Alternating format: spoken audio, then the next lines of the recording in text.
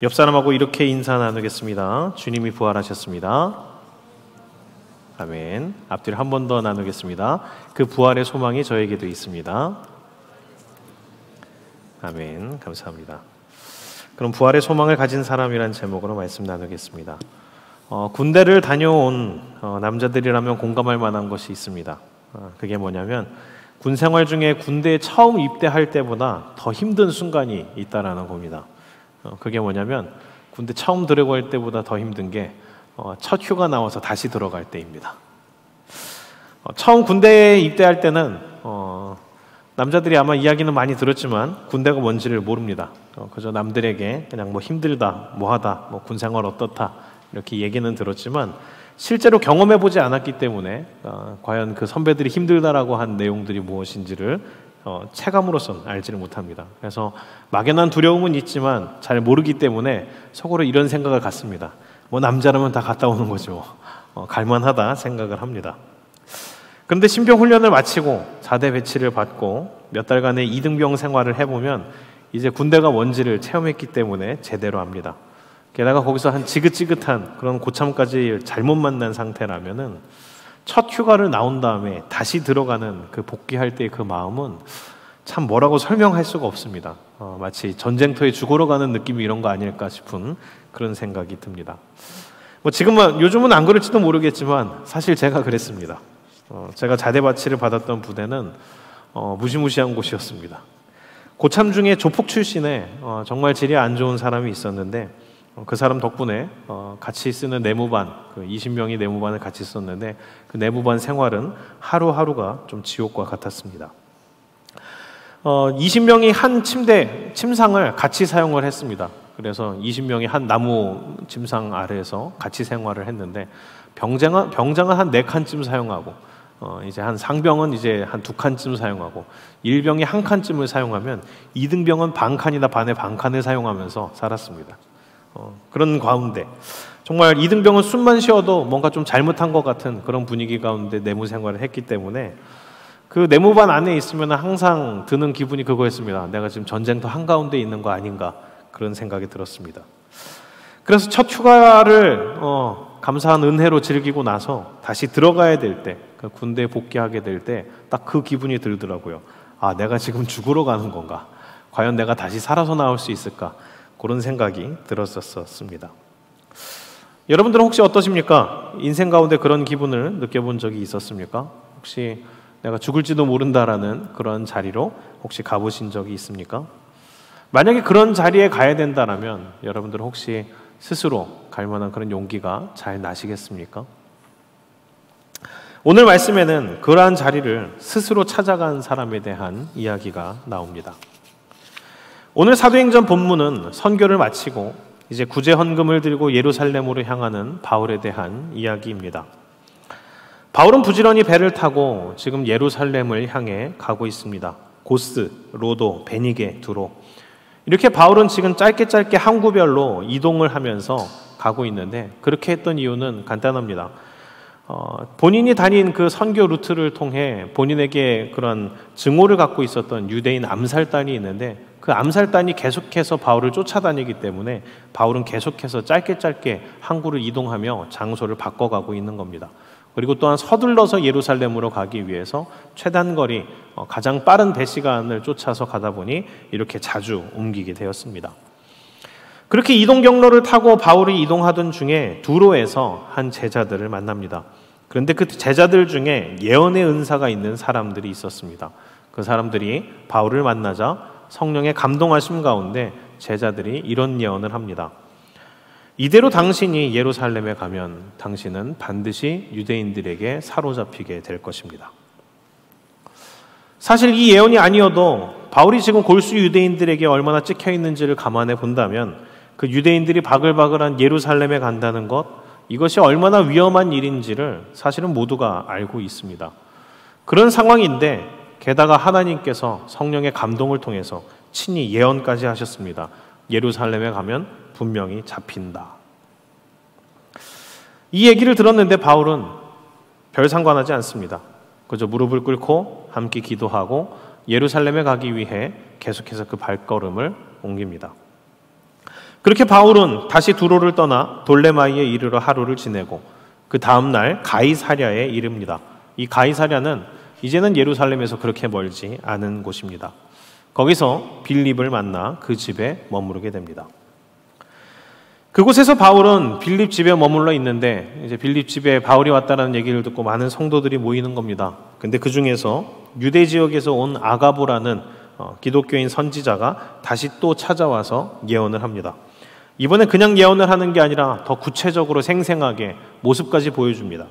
바울의 띠를 풀어서 자기 손에다가 묶으면서 이렇게 예언합니다. 당신은 이제 예루살렘에 가면 유대인들에게 사로잡혀서 이렇게 묶이게 되고 그냥 묶이는 것으로 끝나는 게 아니라 이방인들의 손에 넘겨지게 됩니다. 어떤 일이 벌어질지가 조금 더 선명해졌습니다. 바울이 겪게 될 일, 그 예언은 마치 예수님이 십자가 지시기 전에 겪었던 일들과 같습니다. 예수님도 십자가에 못 박히실 때 어떻게 됐냐면 유대인들에게 사로잡혔고 유대인들에게 사로잡혔다가 로마인들에게 넘겨졌습니다. 이것이 무엇을 얘기하냐면 당시 유대인들은 법적인 판결을 집행할 권한이 없었습니다. 간단한 것들은 사내들인 공회, 유대인 대표들이 같이 회의를 해서 집행을 할 수 있었지만 사람을 목숨을 왔다 갔다 하게 하는 그런 중대한 결정들은 반드시 로마에게 넘겨야 됐었습니다. 그래서 예수님이 유대인들에게 잡혔다가 로마인들에게 넘겨져 처형을 당했었던 겁니다. 그런데 바울이 그 예언을 들었습니다. 유대인들에게 사로잡힌 후에 이방인들에게 넘겨질 것입니다. 이 예언은 당시의 성도들에게 어떻게 들리냐면 이렇게 들리는 겁니다. 아, 바울이 죽는구나. 예수님처럼 처형당하겠구나. 아, 스데반처럼 순교하겠구나. 그래서 당시에 같이 그 예언을 들었던 빌립을 포함한 모든 성도들은 갑자기 고개를 저으며 울기 시작했습니다. 그리고 바울을 붙들고 매달렸습니다. 안 됩니다, 바울 사도님.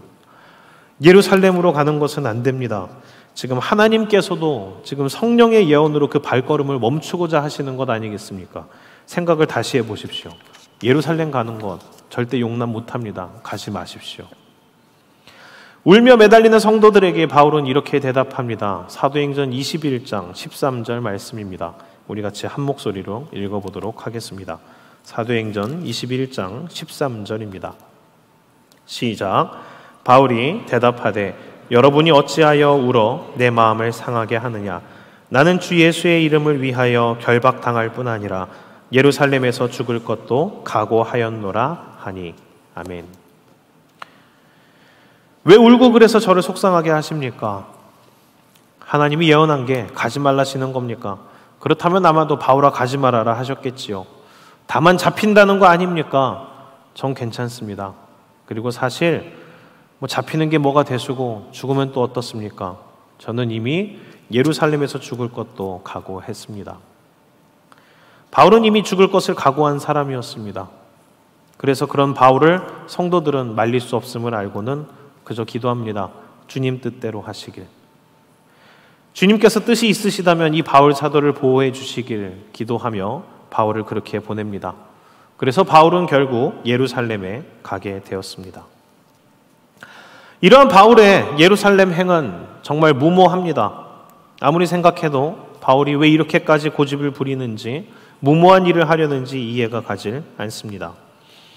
바울의 예루살렘으로의 복귀는 어느 모로 보나 위험하고 이 일이 결국 어떻게 될지가 뻔히 예견이 됩니다. 심지어는 잡힐 것이라는 예언자의 예언이, 그것도 성령에 감동된 하나님의 예언이 2번이나 있었습니다. 도대체 하나님은 이 예언을 왜 주신 것이었을까요? 아니면 이것이 하나님의 예언이 아니라 바울의 마음을 흩으려는 사단의 유혹이었을까요? 분명한 건 사단의 유혹은 아닌 겁니다. 기도하는 성령 충만한 사람들, 교계의 지도자와 같은 장로들 모두 깨어있는 크리스찬들이었고 그 정도를 구분 못하는 어리석은 사람들이 아니었습니다. 게다가 바울 역시 그렇습니다. 그리고 이때의 상황 가운데에서 바울이 예루살렘에 가지 않아도 된다는 것, 신학적으로나 상황적으로나 바울이 꼭 반드시 예루살렘에 가야 될 이유는 없었습니다. 그 사실을 알고 있었기 때문에 교계의 지도자들 그리고 빌립 집사와 같은 성령 충만한 사람들 바울을 말리려고 했었던 겁니다. 그리고 마지막으로 바울이 예루살렘에 전하려고 했던 그 기부금들, 구제 헌금들, 바울 아니면 전할 사람이 없었는가? 그것도 아닙니다. 바울을 대신할 수많은 사람들이 있었고 바울이 구제금만 그 사람들에게 대신 전해달라고 하면 그것은 어려운 일이 아니었습니다. 그렇다면 왜 바울은 기어코 직접 예루살렘으로 가려고 했을까요? 바울은 왜 예루살렘에 굳이 가려고 했었던 것일까요? 이것에 대해서 정확히 알기 위해서 말씀을 같이 찾아보면 좋을 것 같습니다. 사실 바울은 이미 예루살렘에 가야 하는 이유를 말했었습니다. 그 부분이 사도행전 20장 23절에서 24절에 나와 있습니다. 우리 같이 한 목소리로 크게 읽어보도록 하겠습니다. 시작. 오직 성령이 각 성에서 내게 증언하여 결박과 환난이 나를 기다린다 하시나 내가 달려갈 길과 주 예수께 받은 사명 곧 하나님의 은혜의 복음을 증언하는 일을 마치려 하면은 나의 생명조차 조금도 귀한 것으로 여기지 아니하노라. 아멘. 바울은 왜 예루살렘에 가려고 하는가? 바울이 예루살렘에 가려 하는 이유, 그것은 다른 이방 땅 수많은 어려움과 위험이 기다리지 모르는 그 수많은 땅을 찾아갔을 때와 사실 다르지가 않습니다. 바울은 지금 달려갈 길을 마치려 하고 있습니다. 지금 주 예수께 받은 사명, 하나님 은혜의 복음을 증언하는 일을 마치려 하고 있습니다. 그리고 그 마지막으로 바울은 예루살렘의 은혜의 복음을 전하기 위해서 달려가고 있는 겁니다. 바울은 처음 다메섹 도상에서 예수님을 만났습니다. 그때가 AD 34년으로 추정되고 그때 바울 나이를 추정하기로는 30대 중반으로 보고 있습니다. 그 후에 바울은 광야에서의 연단의 시간을 보냈고 교회 구성원으로 받아들여지기 전에 칙거하며 묵상하고 기도하는 시간을 보냈었습니다. 그 후에 바울은 정식으로 사도로 임명되고 파송을 받아 1차, 2차, 3차의 선교를 통해 삶을 헌신하였고 특히 이방 선교를 감당하였습니다. 이방 선교의 기간들은 바울이 자원해서 기쁨으로 감당한 사역들이긴 하지만 할만하다거나 보통 사람들이 감당할 만한 그런 일들은 전혀 아니었습니다. 우리 고린도후서 11장 23절에서 27절을 함께 읽어보며 그 생활이 어땠는지를 같이 보도록 하겠습니다. 고린도후서 11장 23절에서 27절입니다. 우리 같이 한 목소리로 읽어봅시다. 시작. 그들이 그리스도의 일꾼이냐 정신없는 말을 하거니와 나는 더욱 그러하도다. 내가 수고를 넘치도록 하고 옥에 갇히기도 더 많이 하고 매도 수도 없이 맞고 여러 번 죽을 뻔하였으니 유대인들에게 40에서 하나 감한 매를 5번 맞았으며 3번 태장으로 맞고 1번 돌로 맞고 3번 파선하고 1주야를 깊은 바다에서 지냈으며 여러 번 여행하면서 강의 위험과 강도의 위험과 동족의 위험과 이방인의 위험과 시내의 위험과 광야의 위험과 바다의 위험과 거짓 형제 중의 위험을 당하고 또 수고하며 애쓰고 여러 번 자지 못하고 줄이며 목마르고 여러 번 굶고 춥고 헐벗었노라. 아멘. 바울은 그가 할 수 있는 최선과 최고의 사랑을 담아 헌신적으로 선교하였습니다. 수고를 넘치도록 하고 감옥에 갇히기도 많이 하고 매도 수도 없이 맞고 여러 번 죽을 뻔하였습니다. 그렇게 감당한 선교를 통해 바울의 이방 선교, 그것은 많은 열매를 맺었습니다. 그래서 수많은 도시에 많은 교회들을 세울 수가 있었습니다. 그렇게 3차의 선교를 감당하고 나서 바울의 나이는 추정하기론 50대 후반, 60대가 가까운 것으로 보입니다. 옛날 사람들의 평균 수명을 생각하면 이제 그때 당시의 바울의 나이는 하나님 앞에 설 때가 가까워온 나이가 된 것입니다. 바울의 나이를 보다 확실하게 느낌적으로 알려면 바울이 쓴 빌레몬서를 보면 본인의 육체의 느낌, 바울의 나이를 더 알 수가 있습니다. 빌레몬서 1장 9절 한번 같이 읽어보도록 하겠습니다. 시작. 도리어 사랑으로서 간구하노라. 나이가 많은 나 바울은 지금 또 예수 그리스도를 위하여 갇힌 자 되어 아멘. 그렇습니다. 선교를 감당하며 어느새 30년 가까이 시간이 지난 겁니다. 바울은 이제 하루하루 주님 앞에 설 날이 다가오고 있음을 느꼈습니다. 그런 그에게 있어서 꼭 이루고 싶은 선교, 마지막 선교지라고 생각한 곳, 거기가 어디였을까요? 그곳은 바로 이스라엘이었습니다.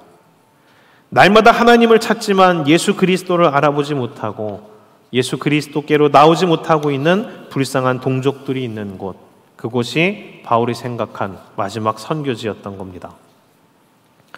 바울은 선교의 모든 순간에 유대인들에게 핍박을 당했습니다. 그러나 바울은 자기 동포들을 한 번도 미워하지 않았습니다. 그래서 유대인들에게 수도 없이 핍박을 당했지만 한 번도 대적하는 모습을 보인 적은 없었습니다. 그리고 유대인들을 향한 바울의 뜨거운 마음이 어느 정도였는지를 우리는 로마서 9장 3절을 통해서 확인할 수가 있습니다. 로마서 9장 3절 우리 같이 한번 읽어보겠습니다. 시작. 나의 형제 곧 고륙의 친척을 위하여 내 자신이 저주를 받아 그리스도에게서 끊어질지라도 원하는 바로다. 아멘. 바울이 지금 어떤 말을 하고 있습니까? 바울에게 있어서 예수 그리스도는 전부 그 이상입니다. 바울에게 있어서 예수는 쉽게 언급할 수 있는 그런 것이 아니었습니다. 그런데 그 바울이 예수 그리스도를 언급하면서까지 유대인들을 향한 사랑과 열망을 표현하고 있습니다.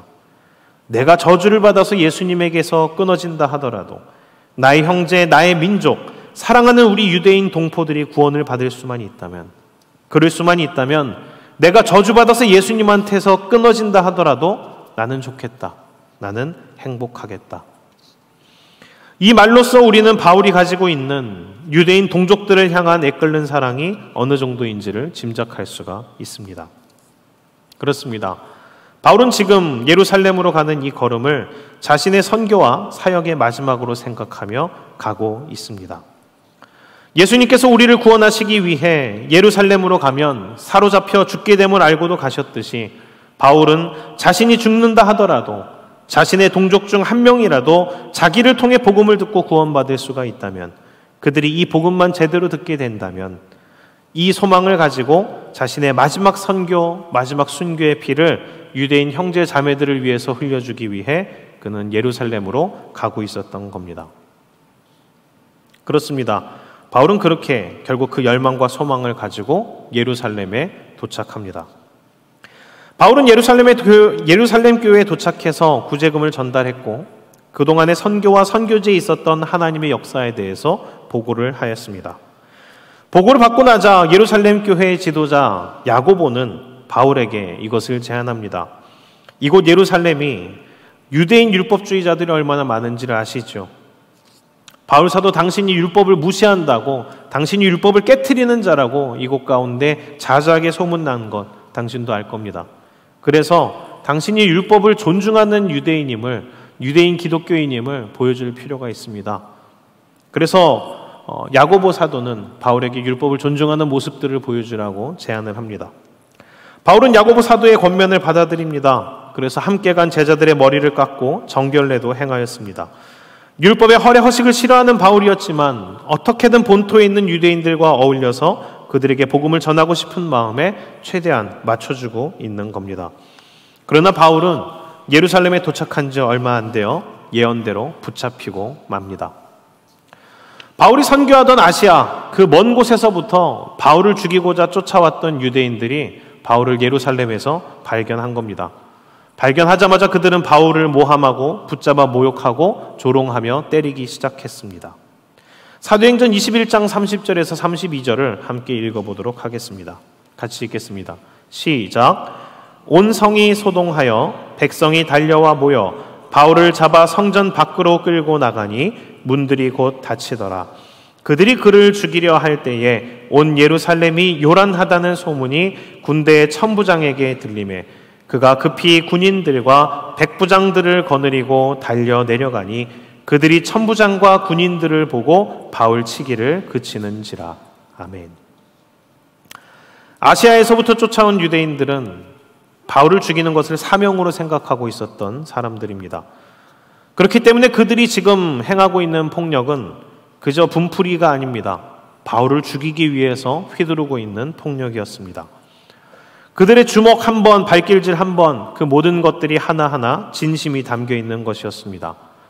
정말이지 로마의 천부장이 군대를 동원해서 이것을 말리지 않았다면, 아니면 조금이라도 늦었다면 바울은 그 자리에서 맞아서 죽었을 겁니다. 군대까지 동원되어 바울을 끌고 가려는데 분노한 유대인들이 그 폭력을 멈추지를 않습니다. 포기를 하지 않습니다. 군대 때문에 억지로 참고 있는 그들은 악을 쓰며 바울을 죽이라고 소리치며 계속해서 쫓아오고 있습니다. 그때 맞아서 잠시 정신을 잃었던 바울이 정신을 차립니다. 그리고 천부장에게 잠시 말할 기회를 달라고 부탁하고는 피투성이가 된 채로 층대 위에 올라가 동포들에게 말을 합니다. 그때 한 바울의 첫 마디는 이것이었습니다. 부형들아. 바울의 첫 마디가 가슴이 아픕니다. 바울이 말한 첫 마디는 이것이었습니다. 아버지 그리고 형님들이었습니다. 바울이 가슴에 품고 있는 유대 민족을 향한 사랑이 얼마나 깊은지가 보여지는 부분입니다. 바울은 지금 이 수많은 무리에게 둘러싸여 죽도록 맞았음에도 불구하고 그들을 향한 미움이 없습니다. 마치 십자가의 위에 달리신 예수님 같습니다. 그렇게 입을 열어서 아버지, 형님들 하고 나서 이어진 그의 말은 무엇이었을까요? 피투성이가 된 채 맞아서 불어터진 입술로 이어서 한 말은 간증이었습니다. 그 내용이 사도행전 22장의 내용 전문입니다. 예수님을 모르는 유대인 형제 자매들이 부활하신 예수 그리스도를 믿게 되기를 소망하며 자기가 예전엔 바리새인 중에 바리새인이었으나 지금은 어떻게 예수 그리스도를 믿는 예수님의 사도가 됐는지를 그는 자기의 인생을 들어 간증합니다. 그렇습니다. 바울은 이 말 하고 싶어서 이 자리에 왔던 것이었습니다. 생각해보면 참 기가 막힌 상황입니다. 젊었을 때의 바울, 바리새인 중에 바리새인이었던 바울은 이곳에 자신이 이러한 모습으로 이런 상황 속에서 이 말을 할 것이라고 상상이나 할 수 있었을까요? 그는 이전에 그 30년 전에는 그 바리새인들 무리 속에서 사람들의 옷을 맡으며 예수를 믿는다라고 하는 그 예수를 이야기하고 있는 그 스데반을 향해 같이 돌을 던지던 자들 중에 하나였습니다. 그는 율법을 어겼기 때문에 마땅히 죽어 마땅하다고 바울은 그 수많은 사람들 틈 속에서 사람들의 증인 역할을 하며 그런 증거자의 역할을 하며 스데반은 마땅히 돌을 맞아 죽어야 된다고 같이 판결을 내리던 사람 중에 하나였습니다. 그랬던 그가, 기독교의 핍박자였던 그가 어느새 그리스도의 부활의 소망으로 가득 차서 사람들이 던지는 돌도 그 수많은 사람들이 비웃는 조롱도 두려워하지 않고 죽음도 두려워하지 않고 어느새 스데반이 보였던 얼굴과 같은 미소와 사랑으로 사람들에게 복음을 전하는 사람이 되어 이 자리에 섰습니다. 그렇습니다. 예수님, 스데반, 바울, 공교롭게도 부활의 소망을 가슴 가득 간직한 사람들의 닮은 모습들이 있습니다. 이 시간 선 바울의 모습은 스데반 같습니다. 그리고 예수님 같습니다. 말씀을 마치겠습니다. 이번 주 설교 부활의 소망을 가진 사람이라는 주제와 제목을 가지고 한참을 묵상했습니다. 어떻게 해야 이 부활의 소망을 가진 사람에 대해서 잘 전달할 수 있을까? 그리고 어떻게 해야 이 부활의 소망을 가질 수 있을까? 그리고 여러분들에게 그것을 갖기를 소망할 수 있을까? 한참을 고민하고 고민했는데 모르겠더라고요. 부활의 소망을 가지십시오. 이것은 말한다고 되는 것은 아닙니다. 그것을 말해서 알려줄 수 있는 것이었으면 모든 사람이 가질 수 있었을 겁니다. 그 부활의 소망은 주님께서 주시는 겁니다. 바울이 잘해서 가졌던 것이 아닙니다. 그렇기 때문에 그 부활의 소망을 가진 바울로서는 은혜라는 말 밖에는 표현할 수가 없습니다. 그래서 오늘 설교를 어떻게 전할까 수없이 고민하고 많은 예화들을 가져왔다가 다 버리고 그냥 바울의 이야기를 전했습니다. 바울은 무엇을 했고 바울은 무슨 말을 했는지 그냥 그것을 풀어서 이야기로 설명해 드렸습니다.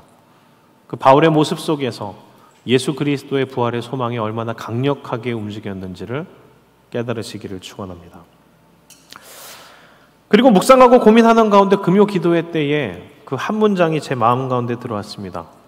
금요 기도회 때 담임 목사님께서 설교하셨는데 그 담임 목사님의 그 한 문장이 부활의 소망을 가진 사람을 설명할 수 있는 그 문장이었습니다. 그것은 이것입니다. 부활의 소망을 가진 사람은 어떤 사람이냐? 확신을 넘어 헌신으로 가는 사람. 확신을 넘어 헌신으로 가는 사람, 그 사람이 바로 부활의 소망을 가진 사람입니다. 예수 그리스도에 대한 막연한 확신을 뛰어넘어 그 확고한 확신 가운데 자신의 삶을 예수 그리스도처럼 헌신하는 데까지 내어주는 사람, 그 헌신하는 데까지 가는 사람, 그 사람이 바로 부활의 소망을 가진 사람입니다. 그 부활의 소망이 여러분들 안에 있기를 바랍니다. 억지로 짜내서 흉내내는 것이 아니라 예수 그리스도를 만나시고 그 주님이 주시는 사랑과 은혜와 성령으로 충만하여져서 세상 무엇과도 비교할 수 없는 예수 그리스도의 사랑 때문에, 그 성령의 확신이 무엇인지를 알기 때문에 포기하지 않고 뒤돌아서지 않고, 죽음의 두려움이 눈앞에 있다 하더라도 걸음을 멈추지 않고 갈 수 있는 그 사명의 사람, 헌신의 사람, 부활의 소망으로 가득한 사람들, 우리 청년들 되시기를 주의 이름으로 축원합니다.